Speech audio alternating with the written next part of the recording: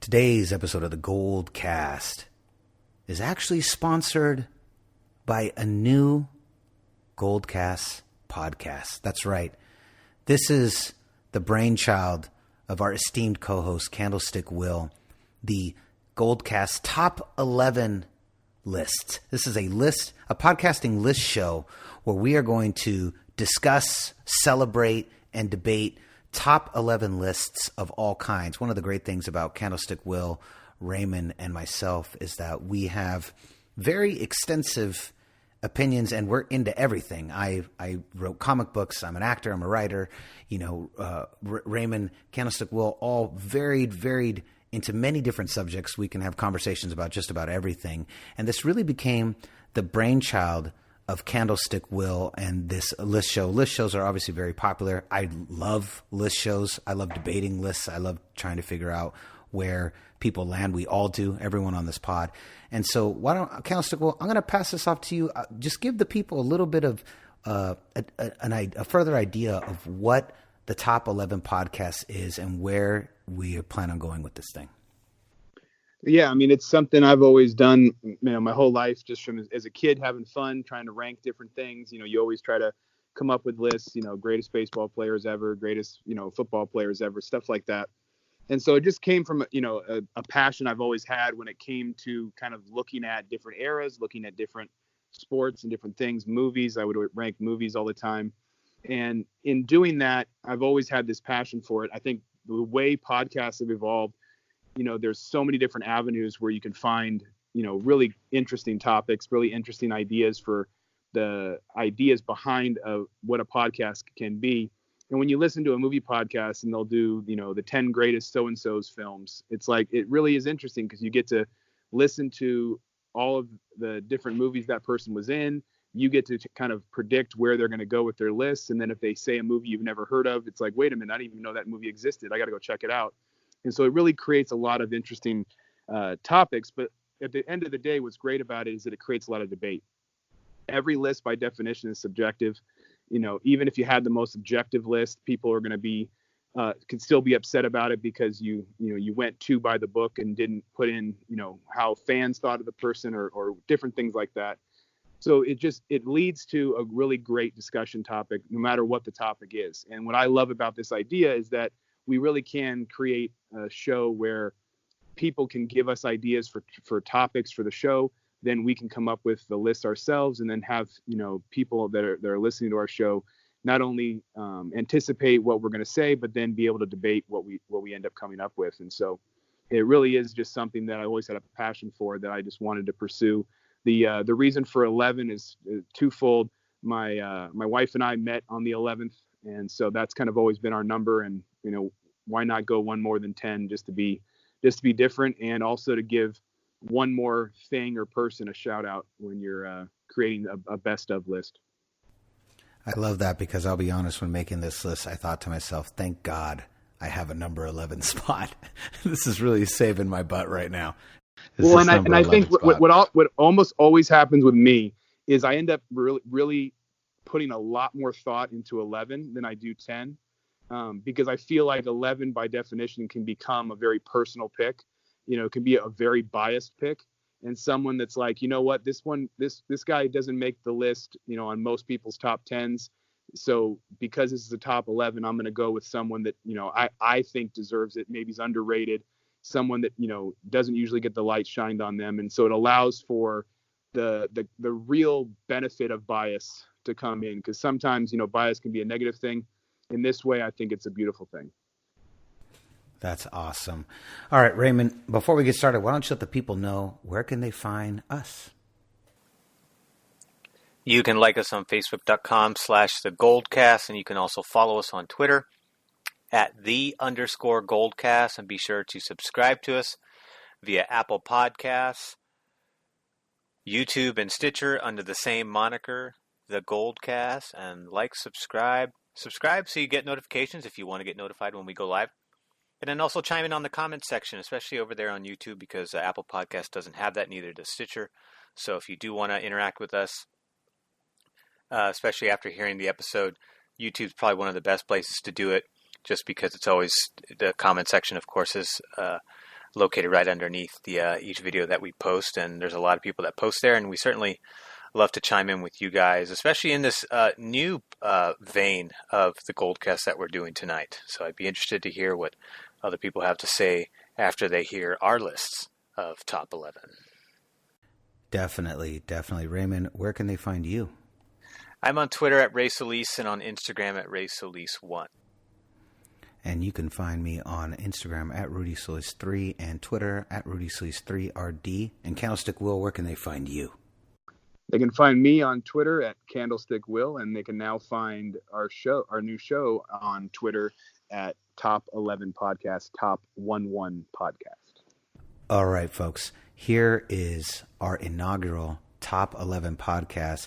Candlestick Will had the brilliant idea, since we're in the middle of the 49ers season, since this is a historic run, why not start with your favorite team, the audience, our people love to talk about, discuss, and listen to the most, the 49ers. This is our top 11 greatest 49ers of all time. I have a feeling these lists are going to have some very different, we're going to go a lot of different places, and at the end of the day, we're very much interested in hearing what you guys think about this. Here we go. Let's begin. Top 11 49ers of all time. Let's go. San Francisco, are you ready?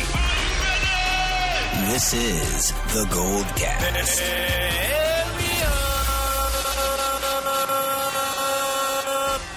Boom!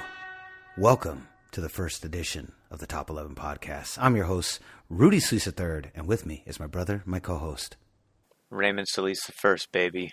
And our esteemed co-host, Candlestick Will. Boom! All right, gentlemen.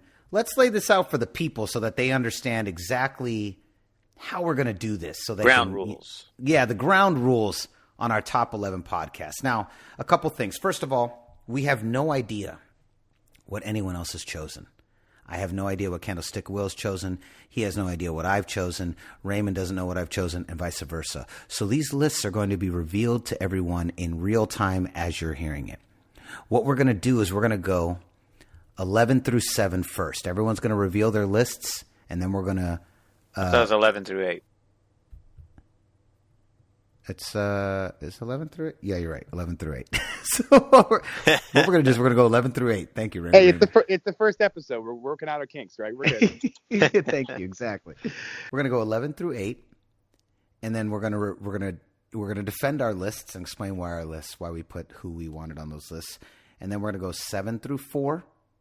Then we're going to have some honorable mentions, and then the coup de grace, 1 through 3, 3 through 1. The best, the top 11, the top 3 49ers of all time. Now, everything is on the table. Players, coaches, executives, anybody. We are pulling from any position that we think deserves to be on the top 11 49ers of all time. So this is not a players only list. So now that doesn't mean to say Raymond, Candlestick Will, myself, any one of us got nothing but players and go, well, I just went all players. I still just think that, it's a sport of football and I wanted nothing but players. That's completely on the table. We have no idea what anyone else has chosen. But when creating the rules for this list, we decided, you know what? Let's just go with any position, front office, team, coach, doesn't matter. So let's begin. Raymond, you chose the short straw, so you are going to, let's start with hearing your list. What is your 11 through 8? All right. I started with Dwight Clark at number 11, Deion Sanders at number 10. Oh! Roger Craig at number 9, and Carmen Policy at number 8. Holy crap! You put Carmen Policy at 8 over Roger Craig? Okay, yes. I'm gonna hold it. Okay, all right. All right. So that was amazing. Man, Raymond, you came out guns blazing. Okay. I am going so far back, you might not even know who I'm talking about. When making my list, I really just thought it was important, and I think it's as someone who's not just a fan of the game, I'm a fan of the 49ers, I'm a fan of the history of this team, and that's something I've really gone back and really started to do research on over the past several years. And at number 11, I put the $1 million backfield. Y.A. Tittle, quarterback, Joe Perry at fullback, Hugh the King McElhenney at running back, and John Henry Johnson at running back.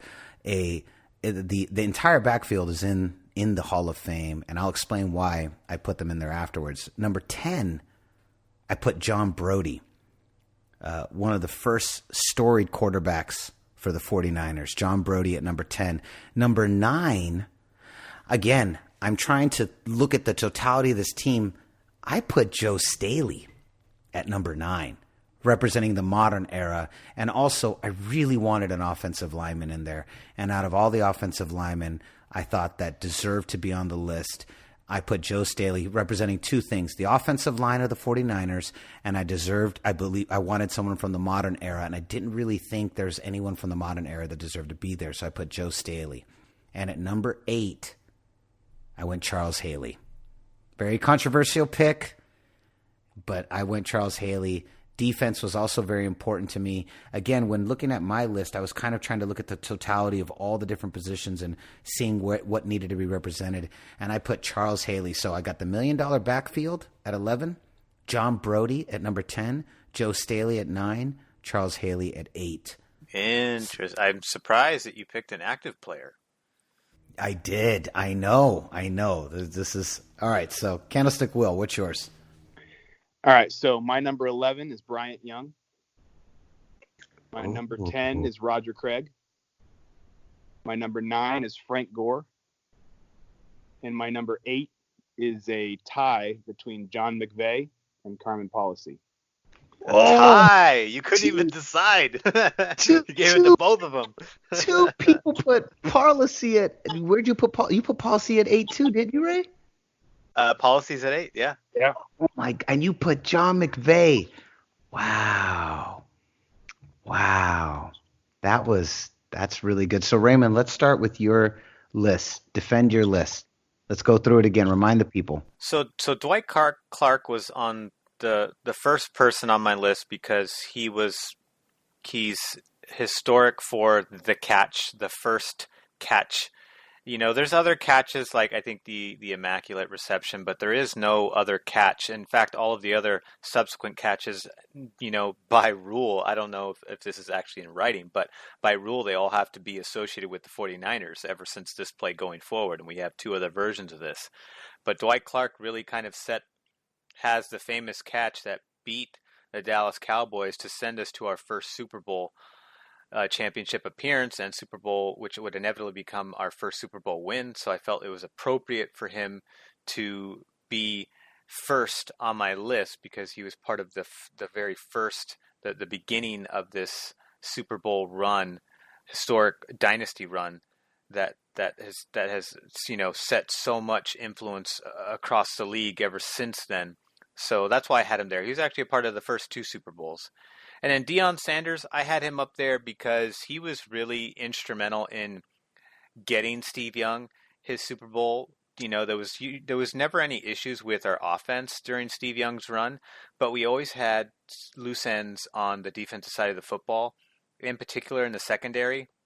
And once we got guys like Tim McDonald, Merton Hanks, Eric Davis, who was actually considered the weak link of the cornerbacks, Deion Sanders really solidified the other side of it. And, you know, I know that our front office was really instrumental in getting him over there. I know Eddie D and Carmen Policy, you know, were very aggressive about that, and very much so. We needed him. I felt like without a guy like him, it really would have changed not only our record that season, but perhaps could have lost us another NFC Championship game, which we lost many during that run. So I gave Deion a big nod there and he was also Defensive Player of the Year that same year too. And that was, you know, again, we had the best defensive player on our team. And to me, that was very instrumental in not only getting us there, but helping us win it too. Although once we got to the Super Bowl, it was the Steve Young, Jerry Rice show. And then for number 9, I put Roger Craig in there for a couple reasons, but the main one is that, he's the first player to do the 2,000 yards in two different positions in the same season. And that's so difficult to do that only one other player has done it since then.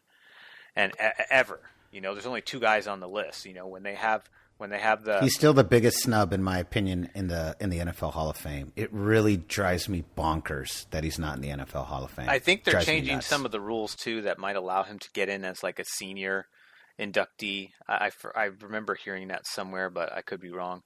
And he was a part of 3 of our Super Bowl championships, and, he had 100 touchdowns. Or I'm sorry, he's in the top 100 players of touchdowns all time, and that's a pretty extensive that list of 100 players that have the most touchdowns in NFL history. I think that's an elite group, and the fact that he's a part of that 100, to me, kind of just spoke volumes about him as a player and his ability to catch and run the ball, which is still very evident and still a big part of the NFL today, and still a big part of the Niners offense now being run by Kyle Shanahan. Only he now uses 3 different versions of Roger Craig to run that offense, versus back then we just had him, and we did have him and a little bit of what's his name? His name's escaping me all of a sudden. We had our fullback was Tom Rathman? Yes, Tom Rathman was very integral in the offense, catching out of the backfield and also running short yardage plays. I was worried you were going to say Terrence Flagler. No. So he was there, and then Carmen Policy is in there because he was, executive of the year in 1994, and the Niners really made some big moves that offseason to really shore up the problems that were keeping us out of the Super Bowl, and it proved to be the right decision. All those decisions were the right decision, and it got us a chip because of that. And he was a part of 4 of the 5 championships, so I couldn't leave him out because he's a huge part of the Niner dynasty, and not only as president and CEO, but he also did some general manager work and stuff too. So he was involved in player selection. And, for the most part throughout that, 18, 19, 20-year run, we had a lot of great picks, and a lot of them ended up becoming Hall of Famers. That's not an easy thing to do in the NFL. In fact, there's only one other team that sustained a longer run, and that's the New England Patriots. So it speaks volumes about what he was able to do as an executive. Interesting. I have Dwight Clark higher on my list. So do I. Yep. Mm-hmm. I want to hear those. I want to hear those stories. Yeah, I have Dwight Clark higher on my list. Again, as I mentioned before, the reason I know you guys basically went 81 on, and the reason I didn't is because I had a feeling you guys both were going to do that. And the way I look at it is how I looked at it as from my list was that if I didn't put number 11, the $1 Million Backfield, and John Brody on there, these guys are forgotten forever. And I just think that even though they're, pre-Super Bowl era, pre the dynasty era, I just didn't want guys who had some incredible accomplishments, some of these really groundbreaking. I didn't want them to be forgotten, especially because they were tied to the 49ers. So in particular with the $1 Million Backfield, this was one of the most prolific backfields, one of the first most prolific backfields ever assembled in professional football. Y.A. Tittle makes the Pro Bowl his first season as a full starter. He's the first football player on this cover of Sports Illustrated, 7-time Pro Bowler, first 4-time first team, 49ers Hall of Famer. Joe Perry, the fullback, even more important, he's the first player to have consecutive 1,000-yard seasons and the first African-American player ever to be recognized as the NFL MVP. And when he retired, he was the all-time rushing leader as a fullback. 3-time Pro Bowl, 2-time first-time All-Pro, 2-time NFL rushing leader. Number 34 is retired with the 49ers. Hugh the King McElhenney, he was known for a very elusive style, 5 Pro Bowl appearances with the Niners. His first play ever as a rookie was a 40-yard touchdown that they had to draw in the dirt because he didn't know the playbook yet. Drew it in the dirt. God, I can't even imagine. third most all-purpose yards when he retired, 6-time Pro Bowler, first team All-Pro, 1950s All-Decade team. He's in the 49ers Hall of Fame. John Henry Johnson, probably the least storied of the $1 million backfield. He finished second in the league in rushing his rookie season, which wasn't a lot, 681 yards, which is nothing by modern standards, and 9 TDs, but he was behind Hugh the King McElhenney.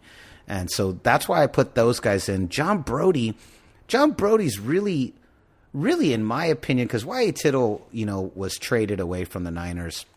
Not much longer. I think he only played like 5 or 6 years for us. But John Brody, 17 years with the 49ers, played at Oakland High School, went to Stanford, and then 17 years with the Niners. Literally spent his entire life in the Bay Area. 17 seasons, was the league MVP in 1970, 2-time Pro Bowler, first-team All-Pro, NFC Player of the Year, 2-time NFL passing leader, 3-time passing yards leader. His number 12 is retired. One of my favorite stories, and the story that basically got him into my list and why I believe that these two groups deserved to be mentioned amongst the 81 and on greats, was because John Brody's final game, he actually was backup, and I believe he was, I want to say Steve DeBerg. Maybe I'm wrong, but he was the backup. He was the backup, and the 49ers were losing, and they're down, I think, a couple touchdowns. They bring him in the fourth quarter. They bench their quarterback. John Brody brings the team all the way back. They win the game. They pick up John Brody. They put him on their shoulders, and they carry him off the field at Kezar Stadium. And I just think, what an ending. The only other guy I can think of that got put on anyone's shoulders was Bill Walsh. And I thought, you know what? He deserves it. Joe Staley, I put at 9. 6-time Pro Bowl appearances, 3-time second-team All-Pro. His resume speaks for itself. I already mentioned earlier. I just thought Joe Staley, I wanted someone from the modern era. You put Frank Gore, Candlestick Will, I believe, in this exact same spot at number 9, right? Yes, I did. Yeah, and so I want to hear your reasoning on that. And then I put Charles Haley, 2-time Super Bowl player with the Niners. Raymond, I understand Dion, and I kind of felt like for me it was either going to be Dion or Charles Haley, and I went with Charles Haley. I just thought he was more prolific. Even though his career is sandwiched with the Cowboys in the middle, he came back and played several more years for the Niners and retired a Niner. And similar to Sanders, he was so important to the 49er dynasty that him moving over literally helped swing the pendulum back into the Cowboys arena and allowed them to win. But Candlestick Will, I want to hear your turn now. That's why I kept him off that list, because of his affiliation with Dallas. You know what's funny? I'm going to talk about this. Dion did the same thing. Dion did the same thing. I couldn't believe Dion was on your list. And Dion, as you remember, Raymond, was my all-time favorite football player as a kid growing up, all through the 90s. I lived and died by Deion Sanders. He was my favorite player. It broke my heart when he left the Niners. I was so sad. But I kept him on my list. A lot of Cowboy love on this podcast. My dad, I had about an hour-long discussion with our father, the unofficial fourth member of the GoldCast, and he had a hard time with Haley. He didn't believe that Sanders deserved to be on the list, didn't play long enough. And he said, begrudgingly, he agreed with Charles Haley. He wanted me to make sure there was an asterisk next to his name for going to the Cowboys. All right, so Candlestick Will, your turn. All right, so I said Bryant Young was my number 11. Yeah, that shocked me. Explain why. So outside of Jerry Rice, he's got the most starts in Niner history since 1981. Like we kind of alluded to before, everybody on my list is from 81 to now. He's a Hall of Fame nominee too. 208 starts. He should have been in the Hall of Fame years ago. The fact that his career didn't include Super Bowls, I think, is the only reason that he gets looked at as maybe not as important as some of these other guys. But he was there for the first one, our last one, wasn't he? 94. He was there for Steve Young's. Well, as a rookie, but I just mean that basically his entire career, where from the years he was the best player on the field, they didn't have a team good enough to get, to do what the teams before him had done. Right. So when you look at, because as a rookie, how much did he really contribute to that, that team with how loaded they were, with some of the guys you guys mentioned just a second ago. So, I think he gets kind of lost and he does get lost in history. You talk about John Brodie and the $1 million backfield getting lost in Niner history. Bryant Young gets lost in 49er history because of all the other names that have, a bunch of rings. But I think he was as good as as nearly any other defensive player that they've ever had in the last, 30 plus years. He was. And he also kind of hit his prime after the last Super Bowl in '94 too. Right.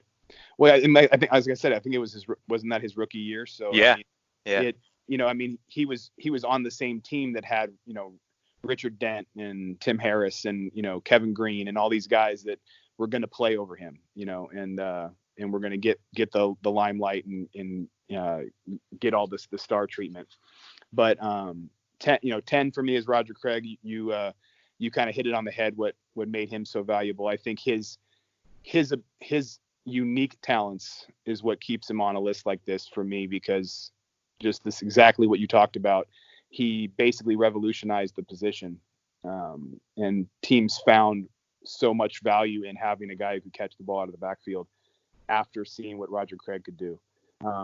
I have Frank Gore at 9, in part because I think it is for a couple of reasons. One, I think Frank Gore did more as a 49er than even Roger Craig did at the position.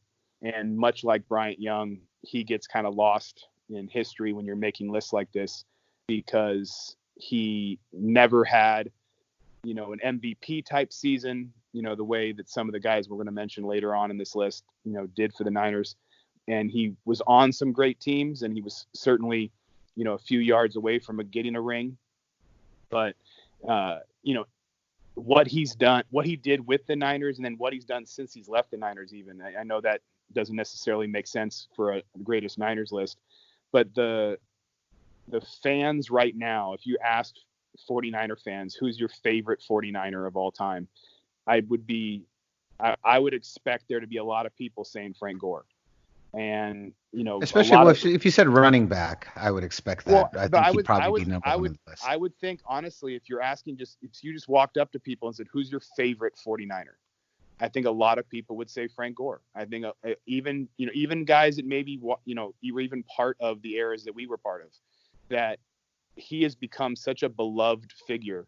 And the fact that he's still playing and he's still doing well, I think just adds to the aura of what he was and what he still is. And the fact that he's, got all of those prime years in San Francisco, makes San Francisco 49er fans, proud that he was a Niner, and are looking forward to the day in 10 or 12 years when he gets to retire a 49er, when he finally stops playing.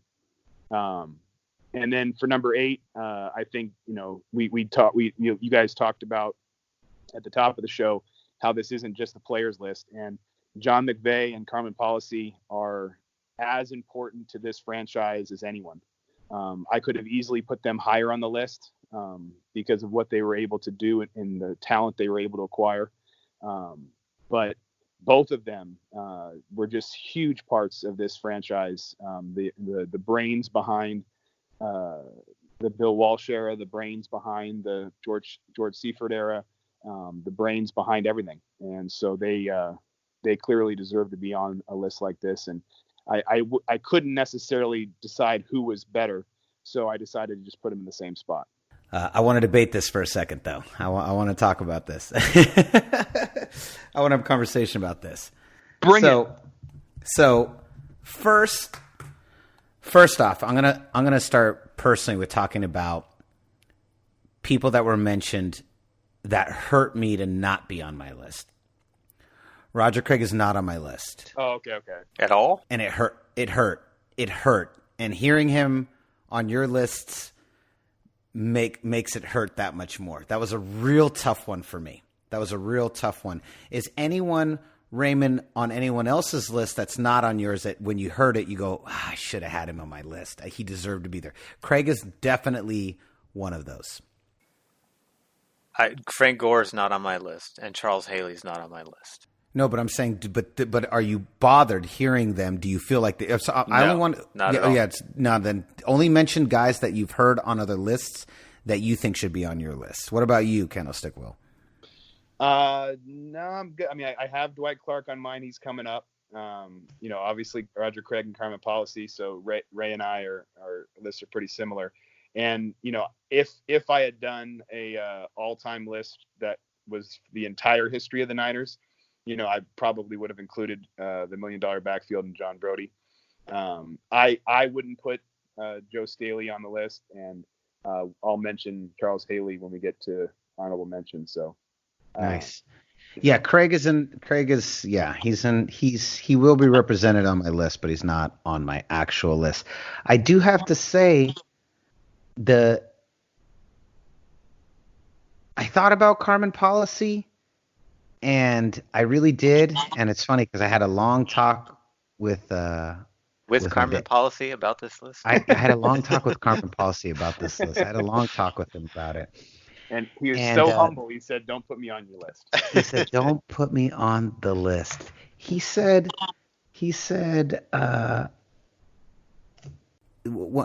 Carmen Policy said, no, my dad said, one of the things my dad and I talked about, because I wanted to really put Carmen Policy on the list, and there was a couple things that he had mentioned. He said that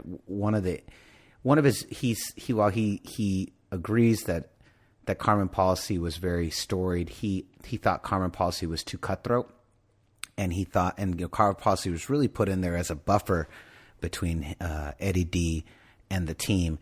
And he personally, he says, while he appreciates what Carmen Policy did, he was also part of the big scandal with the Niners. Yeah, part of the big scandal, and that in general, while he liked him, he thought he was too cutthroat, and he let a lot of good players go that we should have held on to, that he thought Eddie D wouldn't have allowed had he been more in charge. And so, and because his memory of Carmen Policy is a lot better than mine, that was actually what determined keeping him off my list. And same with John McVay, but John McVay was obviously very storied and has, is on the wall of fame for the Niners, but those guys were off my list. I would say the Frank Gore is similar to Joe Staley, in my opinion. It's like they both kind of represent a modern figure. I think Frank Gore is a great pick. And he's literally in the same exact spot as Staley. I would say the only one I'm not super crazy about McVay Policy, but I get it. I'm going to sound like the biggest hypocrite to 1994 Rudy. I'm not the biggest fan of Deion Sanders at that spot, right? He only played 1 year, like top 11 of all time, 1 year. It was a pretty important year. It was. We won a Super Bowl. But I don't know. And it was significant to Steve Young and his position on my board. And he was instrumental. He was the best player on the field. Yeah. And you could argue he was the best player on the team. Steve Young had one of the greatest years in history, and Deion Sanders just completely blanketed an entire half of a field the entire year.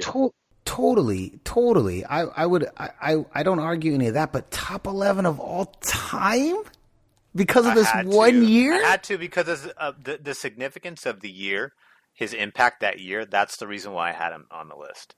They only have I couldn't ignore it. They only have 5 championships. No, I get it. They've got a storied history of several decades, but they've only won 5 times. So a guy who was instrumental in at least one of those, it does make sense to have him in the conversation. I would venture, and if he'd played, I actually, strangely enough, did not put him in my honorable mentions. I feel like honorable mentions would have made more sense. Top 11 of all time, man, that's controversial for me, but I love it. That's what this is all about. Any of you guys have issues with my list? I don't know if I'd have put Staley on there, only because he's still playing. And I feel like his legacy's not over yet. He's still got, some notches to add to the belt. Maybe, maybe a year left. He's missed a lot of games this season. His body's starting to fall apart, unfortunately. It is. All right, let's move on. Raymond, 7 through 4. Okay, 7 through 4. This is a big one. All right, number 7, I've got the great Ronnie Lott. Number 6, I have John McVay. And number 5, I've got Eddie D. And number 4, I've got Bill Walsh. Holy shit. I think it's pretty obvious who my 3 are, but who my top 3 are. But that's, wow. That's who my 7 through 4 is. Holy crap. Okay, that's great. That's great. Candlestick Will? Okay. So I'm going next? All right. Oh, I'm sorry. No, it's my turn. No. I'll go. No, my turn. I've totally blanked. It's still work in progress. First time doing this. Sorry. So number 7, Dwight Clark is my number 7. Number 6 is Steve Young. Ooh. Number 5, Ronnie Lott. And number 4, Jerry Rice. Okay. That's my list. All right. Candlestick Will, your turn. All right. So number 7, Steve Young. Oh, it's 7? At 7. At number 6, Dwight Clark. Holy shit. It's my list reversed. At number 5, Eddie D. Oh, Ray, where'd you have? I have him at 5. And you guys are like so similar lists. I love it. And number 4, I have the GOAT, Jerry Rice. Wow. Oh, finally we're in agreement. Wow. Okay, Raymond, go through your list. Defend your list.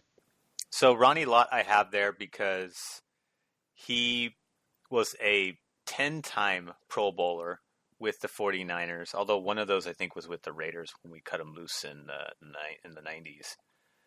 But he was there from the first Super Bowl all the way up until just before Steve Young took over. He really transitioned around the same time that Joe Montana did.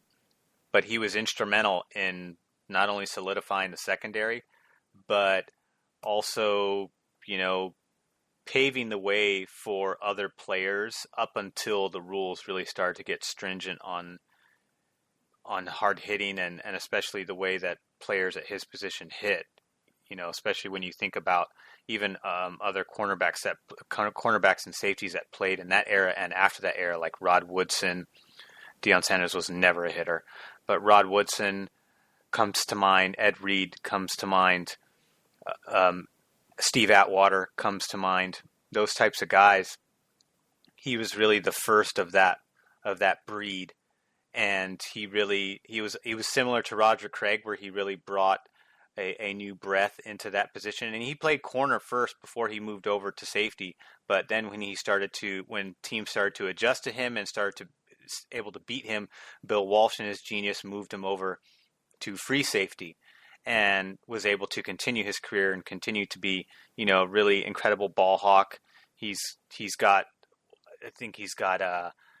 let's see here. He's got over 1,146 tackles, 63 picks. He's got 4 rings. So to me, I think he was just instrumental. But the other people ahead of him, I have other reasons why they're ahead of him. But to me, Ronnie Lott definitely deserved to be on this list in some form or another. And he's got a ring for every finger. Yeah, he does. And after that was John McVay. So John McVay, this was kind of an easy one because he was there for all 5 championships. So he was director of football operations, but also played in the general manager role as well. So he had a heavy hand in selecting all of these players that are on this list. And John McVay was with us in the 90s too. I think he left and came back in the 90s and was around during the Steve Young era and the tail end of Steve Young's era. So he helped bring a lot of players and was again one of the masterminds that really kept the cogs going and kept the winning going and kept the championships rolling in there. And so because of that integral role he played, I had to have him pretty high on the list, right there smack in the middle. And Eddie D was pretty much for the same reason. He came over and really he actually revolutionized the owner position with the way that he approached players, the way that he treated the team like his family. No other owner had done that before, and owners started to take a more, intimate and hands-on approach with their players. We don't see a lot of that these days. Jed York is very different, although he's sought after a lot of advice from Eddie, but he'll never be that type of person because I just don't think it's his personality. It's not who the Yorks are in general either. Well, and after in my opinion, unfairly being, ostracized and put through the ringer for the Harbaugh thing, I understand why he doesn't want to. Yeah, I think when he did try it, it didn't work out very well, and with the era of press that we live in now is you're more scrutinized than ever before, ever more than Eddie D. Although Eddie D was, embattled in some pretty big controversy in his time too. And Bill Walsh, just for the obvious reasons. He was a part of the first 3 championships. He has a terrific coaching record at 92-59-1, and was just still has a large influence. He revolutionized the entire game. So he, particularly on offense, but that translates to how defenses play too. So he had an effect on defense too, just as much as he did on offense. And for me, he was also very, So he's number 4 for you, right? He's number 4, but he was very, close to the players. Him and Eddie D, had a similar approach to the players where they were very close to those players. Even though Bill Walsh was very, he could get on your ass, and there was a strict, harsh side to him too.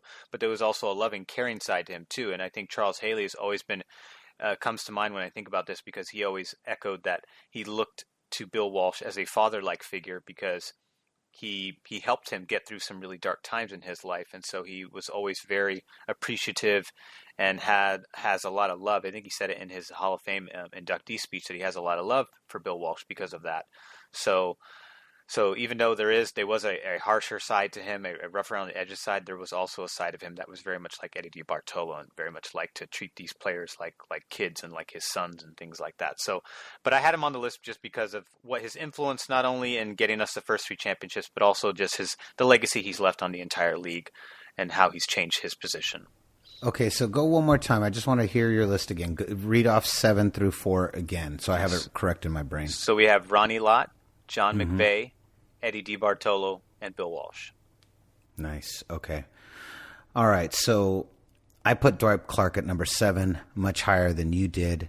That catch, we had lost to the Cowboys 3 playoffs series 3 years in a row in the 70s, 2 NFC championships, and then like a divisional game. Sounds very familiar. Sounds very 1990s-ish. The Dwight Clark catch, it was so important. It's one of those things that we all agree about this, and the reason I think he belongs higher on the list is because this catch, it wasn't just about the catch and winning and making that touchdown. It was about beating this team that had historically just always had our number in the post. And it was about really taking the first monkey off this team's back. And that catch, it wasn't just about the tangible of it. It's the intangible of what it meant. And that's why I put him at that position. I put Steve Young at number 6. And what can be said that hasn't already been said, 7-time Pro Bowler, first-time All-Pro. He was part of 3 different Super Bowl teams, but was a Super Bowl MVP in the 94-95 season, 2-time NFL MVP, the second greatest quarterback behind Joe Montana, just the dude. Our Raymond's favorite quarterback. Is this yours, Candlestick Will? You a Steve Young guy too? No, I have someone higher on the list. No, but I'm saying, is he your favorite of the 2 between Joe and Steve? No. It's okay. I've always been a Joe guy. I'm a Joe guy too.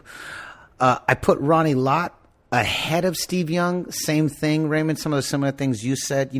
If Joe was the architect of the offense, Ronnie Lott definitely the architect of the defense. And I feel like he was as prolific in his position arguably almost as important to the defense as Joe was to the offense, and that's why I put him there.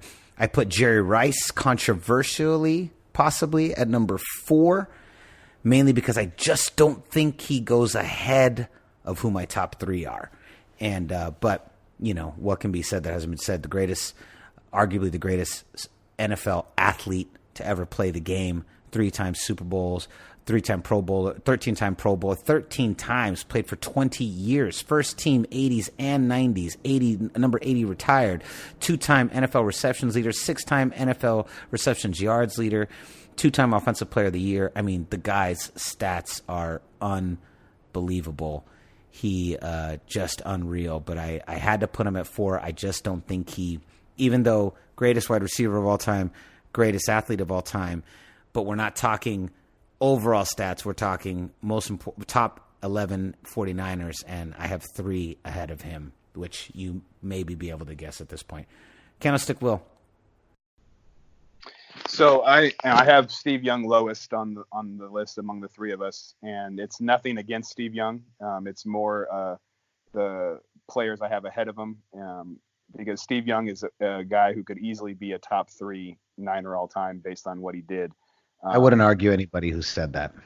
But I have him at 7, and mostly it's because of what I think Dwight Clark, Eddie DeBartolo, and Jerry Rice, and then the rest of my list mean to the team. Because Steve Young continued the legacy, but the 6 guys ahead of him on my list are the reason there was a legacy to continue.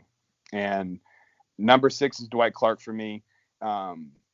Dwight Clark is the 2010 Giants.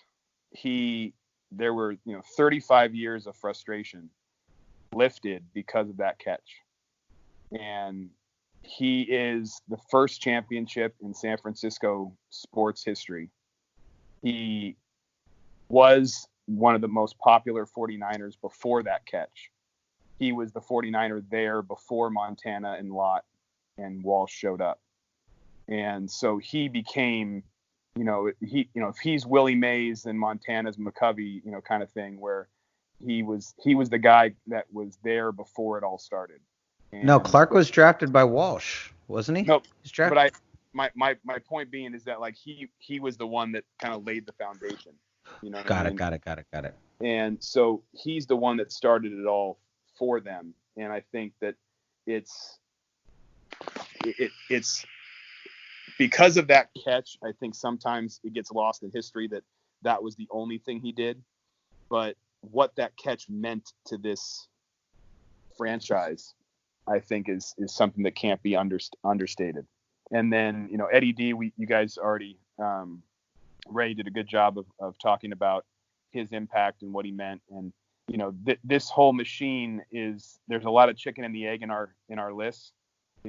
Who really did come first, and if someone other than Eddie D is the owner, does Bill Walsh or Joe Montana happen, and those kind of things, or is the only reason we remember Eddie D because of Walsh and Montana and others. So we can kind of play that that circular game, but Eddie D belongs to me in the top 5 because of his impact, and all of our number 4s. Ray, you had Bill Walsh, and Rudy, you and I have Jerry Rice. It's somewhat silly that Bill Walsh and Jerry Rice don't make everyone's top 3, but it just also shows the talent that the 49ers have had over the years, that the greatest wide receiver to ever live is not in our top 3 for you and I, Rudy. So you guys said everything that needed to be said about Rice. Maybe the greatest football player to ever live, maybe he is the greatest wide receiver to ever live, and yet the impact he had on the team in some ways isn't as strong as some of the other guys that we're going to mention. Yeah, that's what's really crazy. I don't really have any debates with anyone's lists. I had a suspicion that the 11 through 8 would spark the most controversy because it just is so broad. There's so many places you can go. Guys, let's move into our honorable mentions before we move into our top 3, because I'm really dying to hear where guys are placed now. Now you guys have really piqued my curiosity, and I have a feeling I don't know what to expect. Raymond, who are your honorable mentions? My honorable mentions in no particular order are Charles Haley, Frank Gore, Brent Jones, Patrick Willis, and Terrell Owens. Oh, nice. Terrell Owens. Wow, T.O. gets a shout out. I like it. I had to because he was, without the controversy, he really was and could have been the second coming of Jerry Rice. And, he's the closest thing that to me that got there, and he did play with Steve Young for a large portion of his career. But I think controversy really kind of had him floating around the league, and had he just kind of had the same, I guess, poise that Rice had, he could have probably stayed a 49er and could have put up even bigger numbers. Although he did put up good numbers with Donovan McNabb. But I just had him on that list because, his accomplishments speak for itself, and he was mostly a Niner. And Patrick Willis, what can you say? He played for the Niners the entire time. He went to the Pro Bowl every single year that he played for us. Brent Jones won 4 championships with us, won 3 championships with us. Was really part of that West Coast offense that really kind of helped, put his position into greater significance than just blocking and being an extra hand for the offensive line. And Frank Gore for a lot of the things you guys mentioned. And, this guy, he came out of the draft with two ACL injuries out of college, and is now 3rd all time on the all time rushing list, 5-time Pro Bowler, even though some of that, was accomplished without the Niners. All the Pro Bowl appearances were with the Niners though. And there's only, and he will retire a Niner. He will. And he's still playing, right now and even this year, but there's only been 2 years out of his entire career. He probably won't reach it this year either. It probably will be 3, but only as it stands right now, only 2 complete years where he's not amassed well over 1,000 yards from scrimmage. That's just incredibly consistent on his part. And Charles Haley for a lot of the stuff that has already been said. He was a big part of the defense that got us championships. And even though he played for the other side, he paid for it in '94 for doing that. Deion Sanders didn't suffer the same fate. He just suffered losses when he was an Atlanta Falcon. But Haley for a lot of the reasons that you guys already mentioned. So my list is actually in a particular order. It goes from 5 down to 1. Number 5, I have Patrick Willis. Same reasons you said. Number 4, Tom Rathman. Not only for Tom Rathman's contributions as a player, but as a coach. And he's one of the best running back coaches out there. And Tom Rathman, I put at number 4. Number 3, Roger Craig. This one really hurt not to have on the list. It really, really did. You could arguably have put him in for Joe Staley, and maybe that's even more. But regrettably, this is probably the one that hurt me the most. Number 2, John Taylor. Mr. John Taylor. I was kind of surprised we haven't heard his name yet. John Taylor at number 2 for me. The wide receiver 2 behind Jerry Rice, and the catcher of my favorite Super Bowl touchdown of all time, Super Bowl 23, Montana to Taylor to finish the greatest comeback in Super Bowl history at that time, the John Candy drive. Montana to Taylor. I love John Taylor. And number 1 for me, George Seifert. Honorable mention. While he carried on the legacy of Bill Walsh in '89, the '94 team was his team, and he's the only other coach to get us Super Bowls. Bill got us 3, George got us 2, and that still says something to me. I'm actually kind of surprised I haven't heard him on anyone else's lists. I would, and personally, I find him more important than Policy and McVay. But that's just my personal opinion on Seifert. But my list goes Willis, Rathman, Craig, Taylor, and Seifert. How about yourself, Candlestick Will? Who are your honorable mentions? So I had some of the guys we already mentioned. I had T.O., Charles Haley, and Patrick Willis. One guy that hasn't been mentioned yet, Fred Dean. Very similar to Dwight Clark in his impact defensively. He was basically Charles Haley before Charles Haley. And that's a good one. Shout out to all the Hall of Famers, Jimmy Johnson, Bob St. Clair, all the guys that have been inducted into the Hall of Fame. You obviously, Rudy mentioned some of them. The other shout outs I wanted to give are two of the greatest announcers to ever live, Joe Starkey and Lon Simmons. Their impact on bringing the 49ers to life in the homes of Niner fans, they deserve to be mentioned on a podcast like this. That's awesome. I love that. Yeah, I have no debates with anyone else. The announcers, that's a great one. I didn't think of that. That's a great one. Yeah, I didn't think of that. That's a great one. Anyone have any debates with our honorable mentions? No. Actually, Lon Simmons has my favorite call, which is the Steve Young run. That's great. All right. Young is exhausted. Yeah. He dies. Gets away again. 49. All right, here we go. It's time, folks. Our top 3 choices for top 11 49ers of all time. Controversial lists all across, but only in the best way.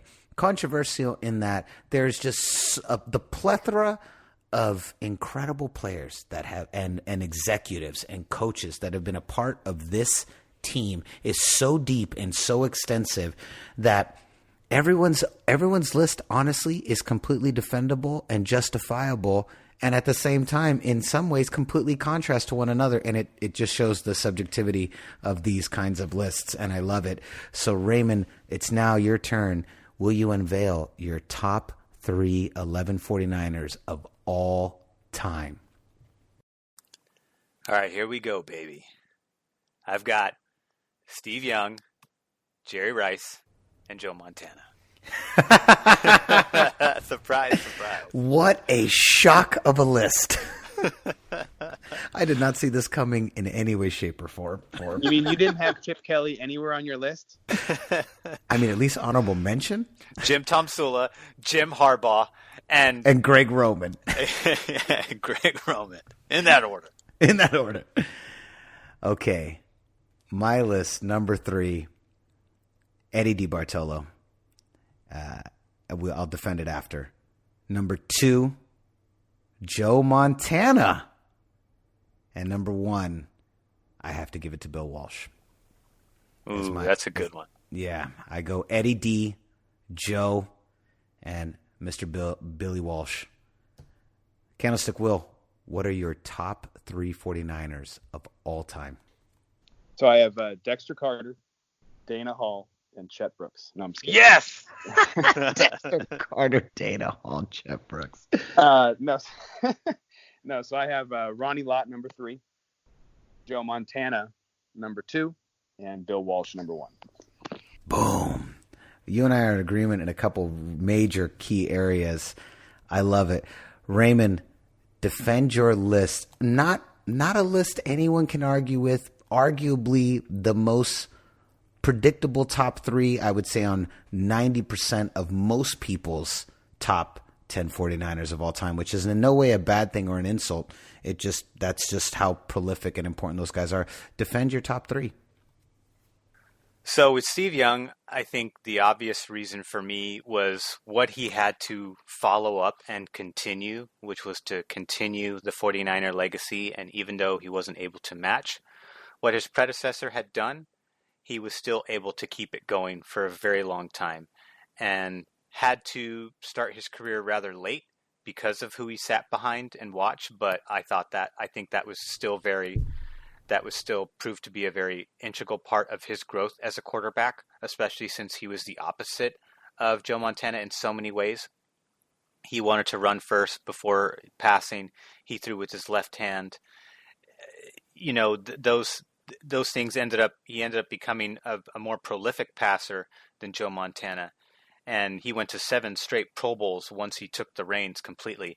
And he actually has 3 rings to his name. And even though he didn't start in 88 and 89, he still played in 11 and 10 games in those seasons. He started 3 times in each of those seasons. And he was 2-1 in 1988, and he was 3-0 in 1989. And he actually, in the 10 games that he played altogether, he threw for over 1,000 yards and threw 8 touchdowns and 3 picks.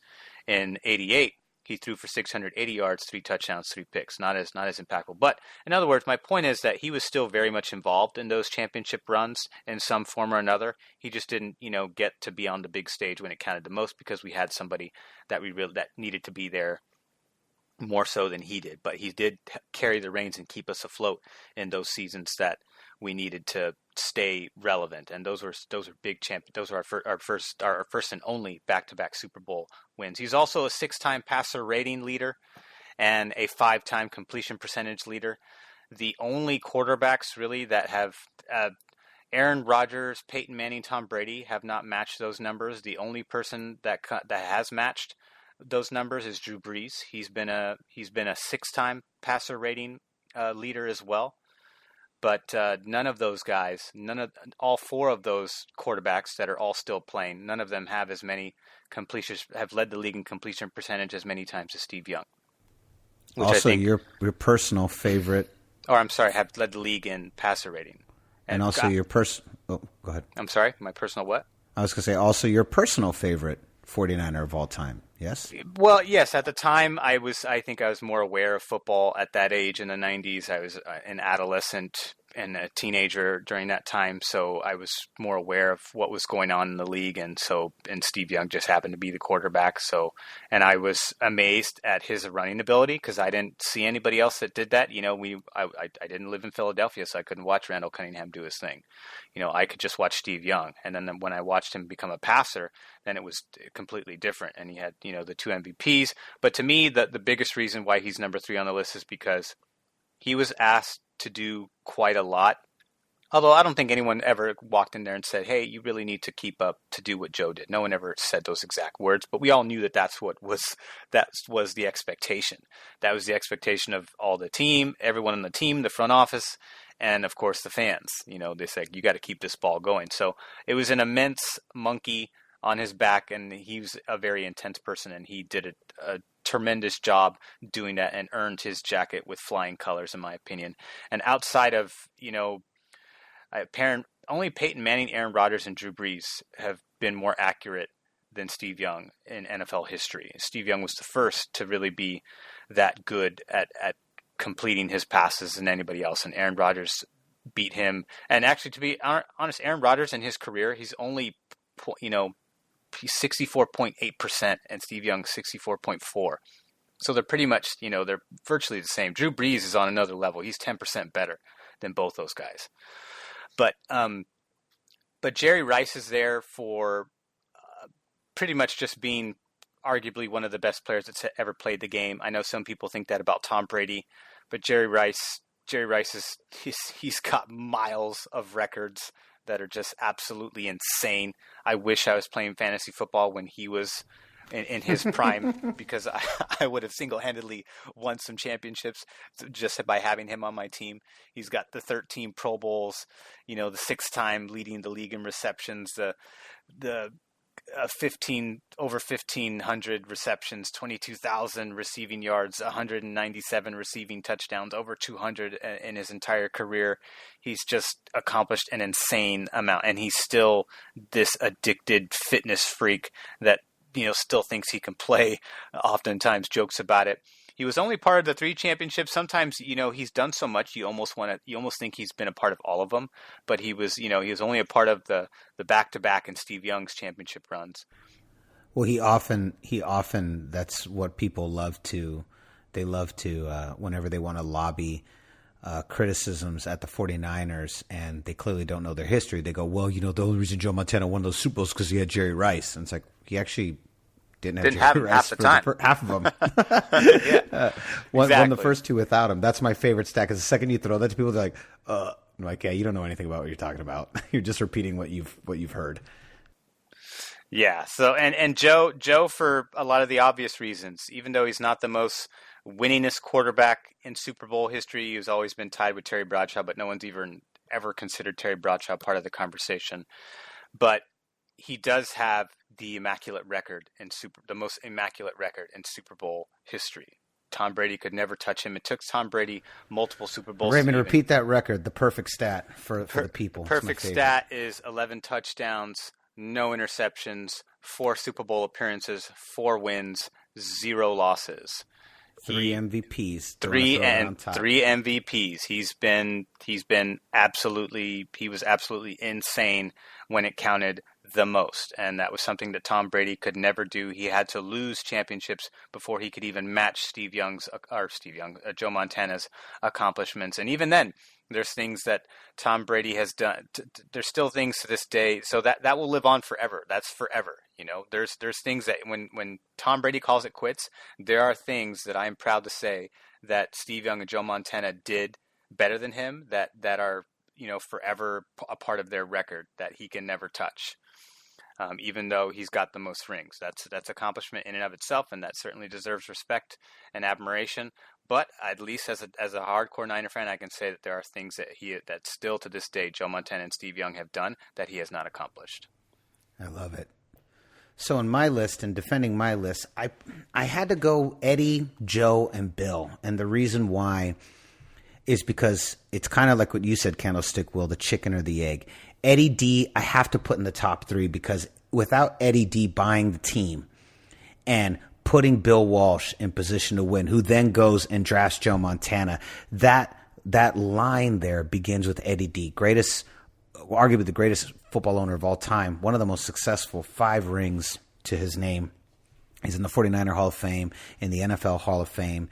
Eddie D was the most successful owner of all time and literally lifted this team, who at that point, outside of those 3 playoff appearances from 70 to 72, they were nothing. They were constantly getting upended by the Rams and were pretty much a bottom dwelling team for the NFC West. And I had to put Eddie D in the top 3 because Eddie D leads to Bill. Now Joe, greatest, I put him at number 2, the greatest NFL or 49ers quarterback of all time. For me, he will always be the GOAT. He will always be the best. No cheating controversies, all of the tuck rule. There's just so many things with the Patriots run that are constant stains on it that question the validity of everything they've done, question the moralistic approach that they've taken to winning their championships. You don't have any of that with Joe. That's why Joe's the GOAT.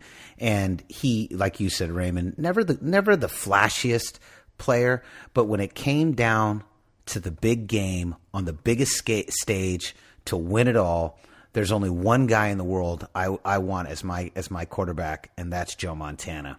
And Joe Montana won them in an era when they almost broke his back in '86. He was NFL Comeback Player of the Year that year. He played in such a more violent time. And I've heard a lot of people say, "Oh, I'd take Tom Brady." I go, "Oh, I would take Joe Montana in this era even better." Even better. It's like, man, he's even more protected. Yeah, even more protected. They can't even touch him now. If I've got that tackle never happens in this era. Yep, down by 7, 90 seconds to go, 99 yards to go. There's only one quarterback I want in my huddle, and that's Joe Montana, no question. And then number 1, I had to give to Bill Walsh, which Candlestick Will, I have a feeling, is probably going to be the same reason as you. He was the architect. Eddie D was the money man. Joe Montana was the executioner. But Bill, I have to put at my number 1 spot because he was the architect. He was the engine. He was the brain. He was the GM. He was the coach. He led this team to 3 Super Bowls and established the foundation that allowed George Seifert to win 2 more. Bill, I put at number 1 ahead of Joe because he was just the overall architect in the front office, on the field. Joe had to execute, but Bill was the one that created it. Not only that, he innovated the West Coast offense and literally changed the game of football on his quest to creating the dynasty that he did with the San Francisco 49ers. I had to put Bill as the number 1 most important 49er of all time because without Bill, none of this is possible. Eddie D starts it with the purchase of the team and the hiring of Bill Walsh. Bill Walsh orchestrates everything. Joe Montana executes. And between the 3 of them, we have one of the greatest dynasties of all time, arguably the second most greatest dynasty of all time behind the Patriots. But I would argue this. Our first to 5 happened faster with no controversies, no losses, 2 head coaches, 2 quarterbacks. But these 3 right here right here are the heartbeat that, to me, make up the trifecta of the top 49ers of all time. Didn't they accumulate the most wins within that 5 championship span? I don't know. Like the most wins in NFL history accumulated? I would believe you. I mean, I will say this. Like I said, if you look at the Patriots' run to 5 versus the 49ers' run to 5, there isn't even a comparison. There really isn't. Like I said, 2 different quarterbacks, 2 different head coaches, no losses, perfect performances. Steve Young never threw an interception in the Super Bowl either. He threw 6. No picks through 5 Super Bowls, 2 different quarterbacks. The Patriots run to 5 versus our run to 5, it isn't even a comparison. Not even close. They don't even come in touch. They don't even come within 100 yards of us, and I mean that fully. But I had to go Bill because he was the architect, and it was his foundation that was used to win beyond even him as the coach. And Eddie is the owner. I just think it's impossible to ignore Eddie as the owner, and I do put him ahead of Jerry Rice and Steve Young and Ronnie Lott and all those guys because he was the owner. He's the guy. He set this all into motion. Eddie D doesn't buy that team in the 70s. We're probably not having this conversation today. And then Joe, obviously. You could probably flip Joe and Bill, and I wouldn't argue those, but those are my 3. Candlestick Will, defend your 3. Well, I think in making lists like this, you try to look at what guys are looked at and underrated, overrated, and all that kind of things. And I really do think Ronnie Lott is underrated because I think he meant as much to winning as Joe Montana did because he was Joe Montana on defense. We kind of alluded to that when you guys talked about why you put Lott as high as you did on your list. Yeah, he's in my top 5. And he's in the top. He's in the top 5, or he's in the top 7 for everybody. And I think when you look at his impact on the defensive side of the ball, offense is always more glamorized. The quarterback always gets more attention, and Joe Montana is arguably the greatest quarterback to ever live. Not just the greatest 49er quarterback. And so I'm not trying to exaggerate when I say that Ronnie Lott was Joe Montana on defense. And he was, no question. And I think that, having him 3 for me is a way of kind of honoring that and honoring the fact that as great as Jerry Rice was, and yes, it's very possible they don't win any championships, without Rice, but I also think they don't even get to the Super Bowls without Ronnie Lott. And so I think that, that to me is a big part of it, is that sometimes you get so caught up in how amazing Jerry Rice was on Super Sunday and how amazing Joe Montana was, when the lights were brightest. But I don't think they even make the playoffs or win playoff games without Ronnie Lott and what he could do to lead that defense. Because there were some years, they had Charles Haley at times, and they had some other guys that were pretty good. But their defenses were not necessarily that star-studded and were not necessarily that great for some of their championships. They were great units that played well together, and a big part of that was Ronnie Lott. I have Joe Montana number 2 as well, and I have it for essentially the same reason as you did, Rudy, when you put Bill Walsh number 1. If Bill Walsh doesn't coach this team, they don't draft Joe Montana. And so when you're trying to put greatest 49ers, to me, even though Joe Montana ended up doing more for this franchise on the field, and what he was able to accomplish on the field ends up looking like the most important part, he doesn't even wear the uniform without Bill Walsh. As a 3rd round find, the greatest 3rd round pick to ever live, Bill Walsh found something in a guy who didn't even play every game at Notre Dame and gave him an opportunity to take over the team. And the rest, as we say, is history. So, what Bill Walsh was able to do, and not even just in Montana. I mean, he found Steve Young, playing in Tampa and not really playing that well. And he had that career at BYU and then wasn't really doing much in Tampa. And he said, come over here and we'll fix your career. And he did. He found tape of Jerry Rice at Mississippi Valley State and tried to, hide the fact that he knew about him, and ends up getting the greatest receiver to ever live to be drafted and actually, traded up to get him when he was some kid from a part of the college football landscape that no one had ever heard of. So some of the moves he was able to make in the draft and some of the things he was able to do, but then just the fact that the West Coast offense is still the offense in football right now, that his impact on the 49ers and his impact on the sport is unquestioned. And you make a Mount Rushmore of NFL history, Bill Walsh might have to be on it. Yeah, agreed. Can't argue with any of that. No. Yeah. Do anyone have any debates with anyone's top three? No, I have zero. Yeah, me neither. I love them all. I think that's the beautiful thing about this first topic is that the Niners have 6 or 7 legends, and so when you have that many legends, it's just a matter of which legend are you putting where in your top 3 or 4. Yeah, definitely. Great lists all the way around. Raymond, one more time for the people. Just go very quickly. You're 11 down to 1, just so we hear them all in a row. You got it. It's Dwight Clark at 11, Deion Sanders at 10, Roger Craig at 9, Carmen Policy 8, Ronnie Lott 7, John McVay 6, Eddie DiBartolo at 5, Bill Walsh at 4, Steve Young at 3, Jerry Rice at 2, and Joe Montana at number 1. And the honorable mentions are Charles Haley, Frank Gore, Brent Jones, Patrick Willis, Terrell Owens. And I would also add, just as a fun one, I would throw in the Bill Walsh coaching tree. Nice. That is a fun one. My top 11 at number 11, the $1 Million Backfield, Y.A. Tittle, Joe Perry, Hugh McElhenney, John Henry Johnson. Number 10, John Brody. Number 9, Joe Staley. Number 8, Charles Haley. Number 7, Dwight Clark. Number 6, Steve Young.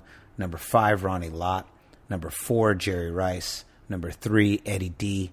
Number 2, Joe Montana. And number 1, R.I.P., the great Bill Walsh. Candlestick Will, your turn.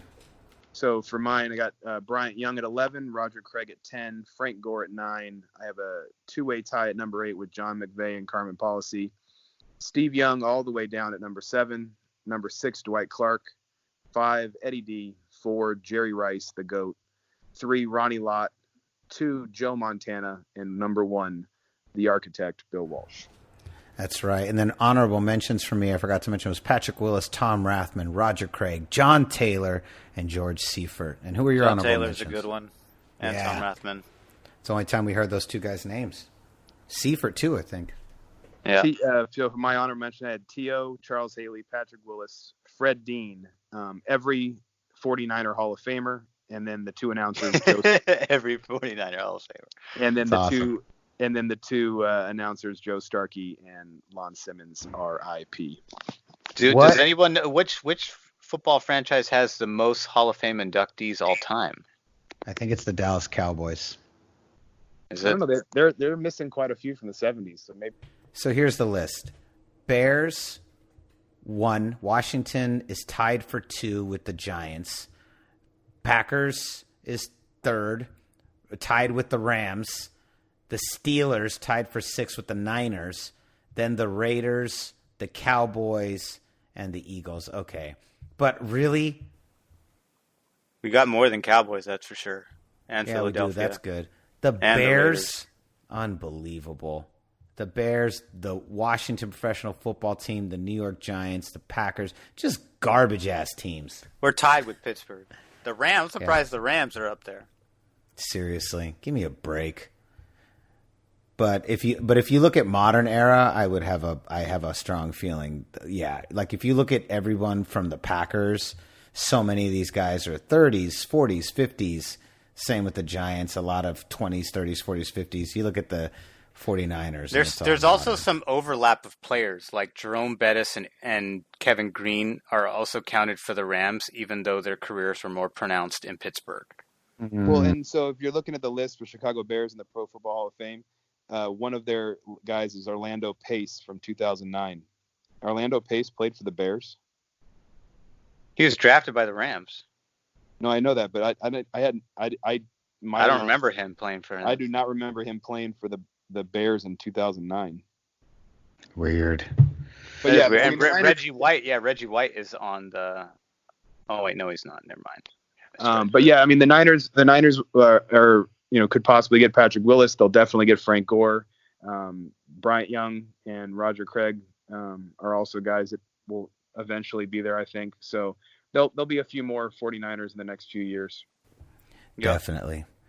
All right, gentlemen, that was great. This has been our inaugural episode of the Top 11 podcast. It's a brand new list show that will be diving into all kinds of subjects. But first, we want to start with the 49ers, as we know that is of interest to our GoldCast. Any final thoughts before we leave, Candlestick Will? Yeah, so how many more games before Fred Warner makes our top 11? What's playing out of his mind right now?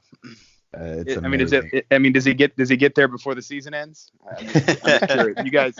You guys have been watching the season closer than I have, so I'm just curious where top 11 best active 49ers players. I mean, he's not already without. You mean he's not already the GOAT for the current 11? So concludes the first edition of the Top 11 podcast. I'm your host, Rudy Solis III, and with me is my brother, my co-host, Raymond Solis the First, baby. And our esteemed co-host, Candlestick Will. Boom! We'll see you next time. Same Top 11 podcast time, same Top 11 podcast channel. This is the GoldCast.